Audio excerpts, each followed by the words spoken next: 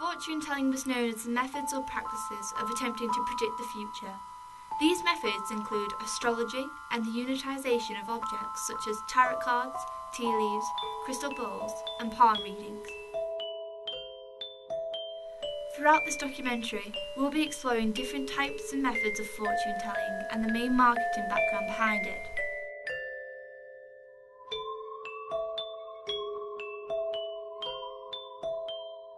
From exploring further into fortune tellers, we wanted to experience getting our own fortunes read. We visited Blackpool in the hope to find a few people that claim to be the Gypsy Roma fortune tellers, that can predict our future in a personal and accurate ways. This outcome and prediction can be seen in such a generic manner that it could be personal to most people. We were grateful to get a short interview with the fortune teller, giving us an insight into the background of how many people on average actually get their fortunes read. 1 in every 3 people we asked, they said they've been to a fortune teller or know at least somebody who has been. We visited another fortune teller who advertised that she'd read fortunes for celebrities and icons such as Dawn French and Lenny Henriks. So could this be the reason why so many people get their fortunes read? Do you want me to tell you your future? The media has a huge influence within fortune tellings and the supernatural in general. TV adverts, popular films like Paranormal Activity, The Vampire Diaries, they are all being consumed by the general public. There are other ways in which the media has influenced us, through magazines, telephone hotlines, horoscopes, and a variety of ways to get your fortunes read. This is generating so much income into businesses within the media. We question, is it all a scam, or is there some truth behind it? In today's society, it is so easy for people to become influenced by the media in how they can just open the internet and read an article and base all their knowledge around that article. We interviewed a local teenager who seemed to be having some paranormal experiences. So basically, I woke up in the middle of the night and my room was exactly the same as it was the night before, but there was a dead hand touching my leg and I tried to flick it off but I couldn't move. So I tried to scream for my mum, shout her, and I couldn't make any sound. The only thing I could move was my eyes. So I started looking around my room and I looked at the end of my bed and I saw a demon crawling up my bed trying to get me. And I was like screaming for my mum, like yelling, and I just couldn't make any noise. And then I just shut my eyes and I woke up in the morning.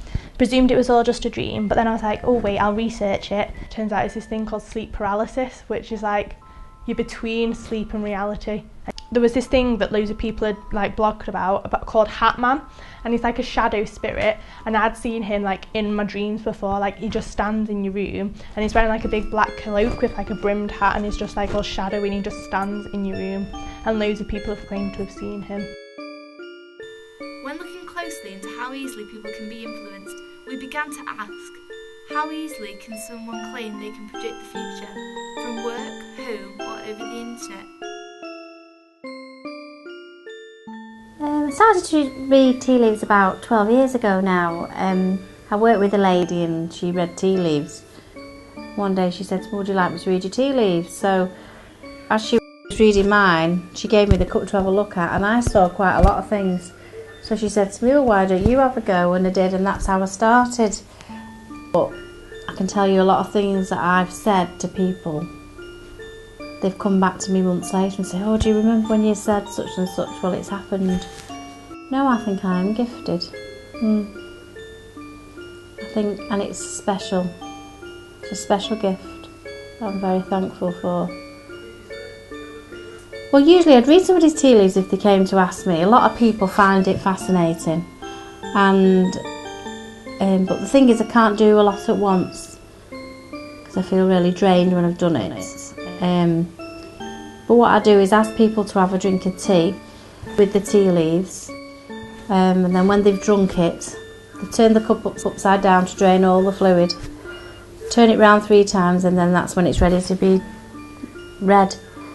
And I can't really explain how it happens, but there are little pictures in there and they can be interpreted in different ways.